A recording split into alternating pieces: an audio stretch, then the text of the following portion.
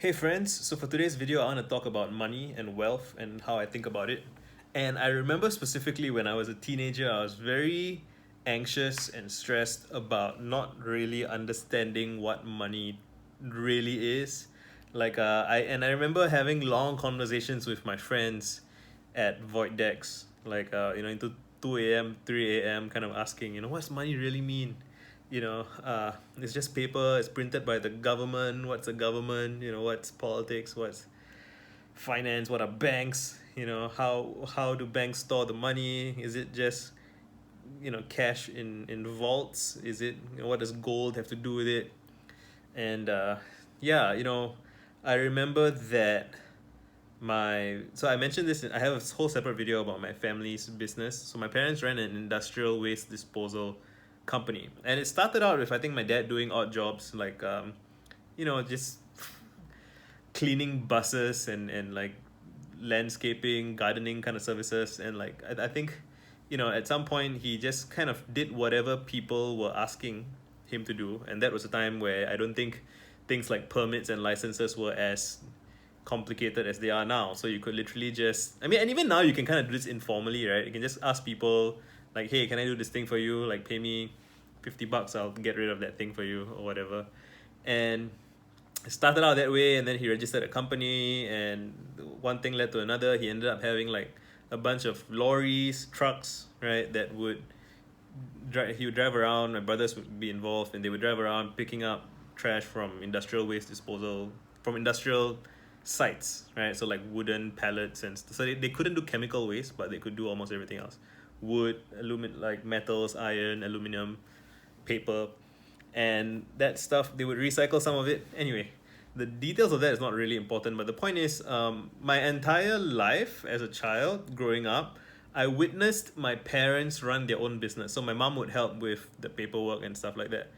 And so I think from the very beginning, I didn't develop what other people tend to have, which is this kind of job centric model of money. Like this idea of having a paycheck that you earn every month by going to work for some boss, some company, right? And yeah, my parents didn't have paychecks. They did gigs. It was kind of like doing gigs, right? They did a bunch of gigs for a bunch of clients, and they would have recurring clients, but they had lots of clients. So it's not like they have one single boss or main client, right? They have lots of medium to larger size clients that they would provide services for, and they would collect the money like once a month. I think my mom would go around and like give out all the invoices and stuff like that. And I remember that sometimes I would be on the office computer playing video games or whatnot, and my mom would be like, hey, I need to print the invoices, so I would have to stop. And it's just a funny memory. But yeah, it's interesting to me because it just seems self-evident to me that if you want more money, you just need more clients, or you need to charge your clients more, or you need to do more trips, or you need to hire someone who can help you find some efficiency in the process. And to some degree, I guess that's how jobs work as well. Like, it's just a bit more abstracted or more structured.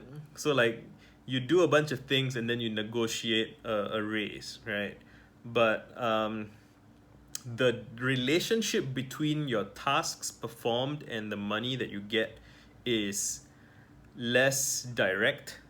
And yeah, so it's always just been really natural for me to be entrepreneurial in some. I didn't really think of it that way. I just think, how can I make money? When I started playing in a band, it was like, can we, we have to pay to rehearse, but if we play gigs at bars or whatnot, they give us some cash, they give us some beer and stuff. And it's just, you do a thing directly and you get cash directly. And that just always seemed preferable to me to having a job, which seemed much more like school, which I despised, right? Like school meaning you have to wear uniform or a tie or whatever. Like, you don't really get to define how you live. Like, there's a structure in traditional jobs that have certain expectations. When people say the workplace, they're usually referring to a mainstream workplace, right? And there's actually a full spectrum of all the possible workplaces there are. If you start your own thing, then you get to define what the workplace looks like. And that's what I've always wanted, I think, in part because that's what I witnessed growing up, and I saw the pros and cons the cons with my family business being that they never switched off. You know, they were always, the work would always, like sometimes there would be calls at night even, and they would answer the phone, and they would have an office phone in the living room and in their bedroom, right? And like it's an interesting metaphor to think about now, like just how intertwined work and life was for my parents. They didn't distinguish between the two, and I don't either. And there may be some, you know, like, so the cons to that is I don't really know how to think about taking time off. I don't really even do weekends. So even before COVID, I think now COVID makes other people relate to this a bit more, but even before COVID, I didn't really distinguish between work days and weekdays. Like even with these videos I'm publishing, I don't know what a weekend is. You know, I just work all the time, but it's not like 24/7. It's like I also play all the time. Like I'm just, you know, I don't have a distinction between the two. So it's just the way it is. And yeah, you know, I feel like when I was a teenager, there was some of this messaging from my peers, from broader society, that, you know, you should seek high paying jobs because that's prestigious, or you know, like socially desirable to be a doctor, a lawyer, investment banker, you know, like just make a lot of money, and that will give you the power and influence that is good in life, right? Let's kind of imply it. And I never quite accepted that premise. I've always felt that, you know, that seems like a very tedious and roundabout way to do it. And, you know, I guess the internet plays a big part in this, which is that when I was like 7, I discovered the internet and I found that you could talk to people directly around the world. And that still blows my mind. It, like, even now I'm making this video because I can talk to people directly around the world. It's crazy. I can do it for free. And, you know, like you can then, if what you want is status, if what you want is, you know, people to think something about you, like you can now get that directly. Like you can just talk to people, right? You can ask them questions. You can build relationships with people individually, one by one day at a time, one blog post at a time, one tweet at a time, one video at a time. And that to me seems like a much superior and much more direct approach than trying to do some job in some company where, you know, you have to trust that I once read a blog post by Paul Graham, and it relieved a bunch of my anxiety. It's a post called "How to Make Wealth." I think I'll link it in the comments later. And he talks about how, you know, basically a company functions as a sort of proxy for the market, right? So the market is just a list, just a bunch of people who want stuff and are willing to give you money for stuff. And, you know, people often want things that individuals can't make, right? So, you know, I can't make you an iPhone and sell you an iPhone, right? You need Apple, you need a group of people to come together to make a thing that you would sell. And so, you know, and the analogy I like for small groups is I love bank heist, or, you know, just heist movies. And, you know, in a heist movies, you have the person who picks the lock, the person who's like the getaway expert, the getaway driver, the demolitions expert, the hacker, and each person kind of has a specialized role that is contributes to the heist. And the payday is something that then gets split by all the people involved in the heist, and it's negotiated by the people in the heist. Maybe there's a ringleader, maybe there's some dispute amongst the team, but it's very intuitive when you have a very small team of people working on something what the value is. Whereas the bigger and bigger an organization gets, and, you know, in Singapore we tend to think about things like the government, the Ministry of Education, right? Being a teacher, being a police officer, working in one of the ministries, maybe working in these kind of large corporate bureaucratic environments where, like, the relationship between what you do and getting paid, it's not very direct. So you can be not very good at your job and you can still have, so we call it the iron rice bowl, meaning like you're still gonna get paid no matter what. All you gotta do is not get fired. And to get fired, you have to like not get into like horrible trouble, not screw things up very badly. And that always just, it seems to me like that's what most of people in my society were optimizing for. And I knew from the time I was a child that was not the life I wanted. And I guess I knew from exposure to my parents that you don't have to live like that, right? And I didn't necessarily want to do what my parents were doing, but I knew that it's possible, and I wanted to do some version of it for myself. And I witnessed, you know, my parents, I wouldn't say they were like hyper competent, you know, they were kind of sloppy about things here and there, but as long as they did the job that they were being paid to do, like they would live quite comfortably relative to how I saw other people struggling. So my parents made a decent amount of money. They weren't very good at managing the money, I would say, but, you know, it was all in all, it was a pretty comfortable life. And where am I going with this? So I just always believe that it's possible to go direct. Like if you're smart, right? If you're smart, if you're perceptive, if you know what's good, you know what's valuable, you can do something well enough. And then so you need to if you're gonna directly confront the market. So as a YouTuber, right, I'm making these videos, I'm directly confronting the market. And I believe that I can make videos that are good enough in some way that people will want to watch it. Some of those people will want to buy my ebook. If they don't want it, it's fine. It's just I can negotiate all of that by myself.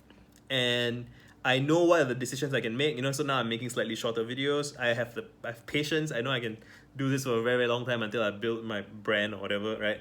And yeah, it's just, I guess I'm sharing this because I feel like this stuff is not very obvious to a lot of people. And I guess, again, if you grow up and everyone in your family has a job, then like the idea of entrepreneurship might seem, or the idea of being a free agent might seem something alien and foreign and aspirational maybe, or just elusive and alien.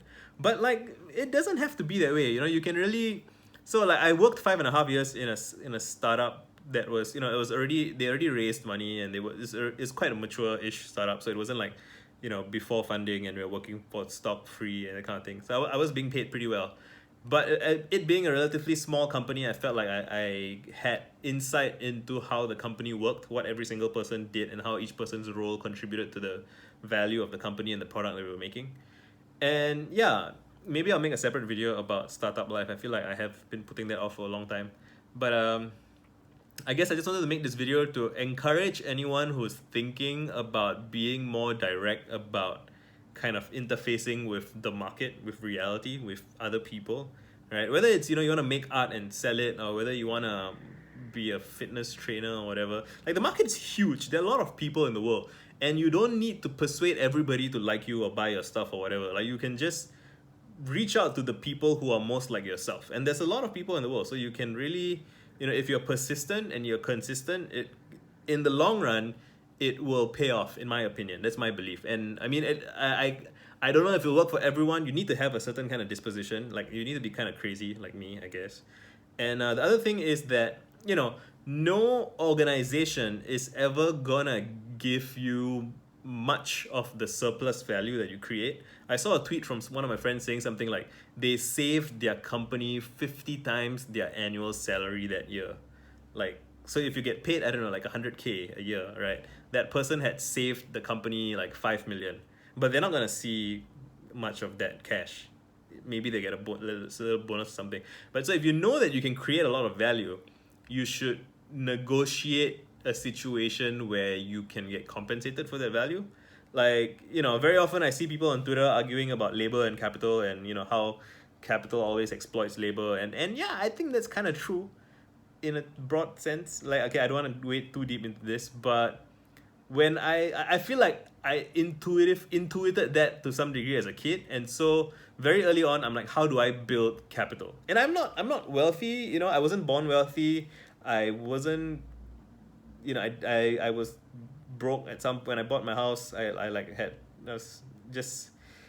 didn't have the networks and connections, and nobody taught me how to do these things. But I just felt like you can think about it and figure it out. Like, once you write a blog post, right? A blog post is a piece of capital because people can read it while you're sleeping, and they can read it in depth. You write it once and people can read it 1,000,000 times from now until after you're dead even, right? So how can you create things? YouTube videos are like that also. I've made a lot of videos. These days, I think people already watch more of my content in a day than there are hours in a day, like collectively. So that's awesome, right? And yeah, that's kind of how I think about it. What can you do to create things that will last? And what can you do to create things that can be shared? And how can you be deliberate about that? And how can you play a long game? I think very often people try these things for a few weeks or a few months, and then it doesn't show much results, and then they give up. And that's kind of priced in to the structure of the market and how things are. Like, most people just don't really care about someone who's making something for a few weeks because they assume that, yeah, you're just trying it out. Like, are you really serious? What do you really know? And like, so you have to demonstrate that you're serious, you have to be doing the thing for several years at least, I think. And yeah, let me know if you have any questions, and I'm just gonna end this here. Done.